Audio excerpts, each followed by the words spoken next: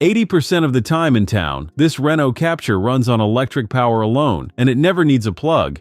No cable, no charging stops, no range anxiety. Renault gave the 2026 Captur a brand new hybrid heart, and that is the whole story.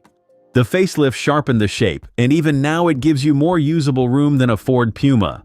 That Captur badge sits under a slim light bar that makes the little crossover look wider and more grown up. Small SUVs are easy to get wrong, so subscribe now because there is one number Renault would rather you skipped, and we will come back to it. In profile, it is all short overhangs and big wheels, a two-tone roof floating over that flame red paint. Up front, the headlights stretch into the grille for a face that feels a class above. The new flat Renault Diamond sits dead center, the clearest sign this is the updated car. Look closely, and the lighting detail is intricate, the kind of finish you expect on something dearer. But the real change for 2026 is hidden behind that pretty face, in how it moves. First though, let us step inside. The cabin is where Renault has quietly grown up.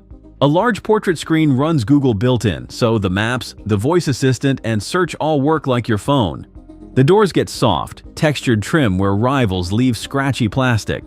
These seats wear a woven fabric with contrast stitching and a small C motif, a quiet nod to the Captur name.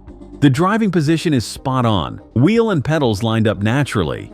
That 10.4-inch screen is quick, and the climate controls stay physical below it. Small touches, like the damped grab handle and solid switches, you only notice after a week. Down here is the idea that defines this cabin, a floating console with a compact E-shifter. Ahead of the driver, a 10-inch digital cluster shows exactly when the electric motor is working. In the back, the sliding bench moves 16 centimeters, trading legroom for luggage or the other way round.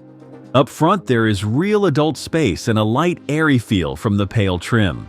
Under that floating console sits a deep, useful bin, so storage beats the old car easily. Slide the bench back for legroom though, and the hybrid boot shrinks to 326 liters. That is the price of the battery living under the floor. Under the bonnet sits an all-new 1.8-liter full hybrid. It now makes 160 horsepower. That cuts the 0 to 62 sprint to 8.9 seconds, yet it still sips 4.3 liters per 100 kilometers. Add it up, and the sweet spot is this full hybrid in Techno trim. It starts near 25,000 pounds, undercutting a Ford Puma while offering more space and better economy. Skip it if you haul big loads since the petrol Captur keeps a bigger boot. Cross-shop the Puma for driving fun and the Peugeot 2008 for its cabin, but the Renault is the sensible one. All of which earns the 2026 Captur a 9.1 on the Auto TV score, and our Ford Puma review is next.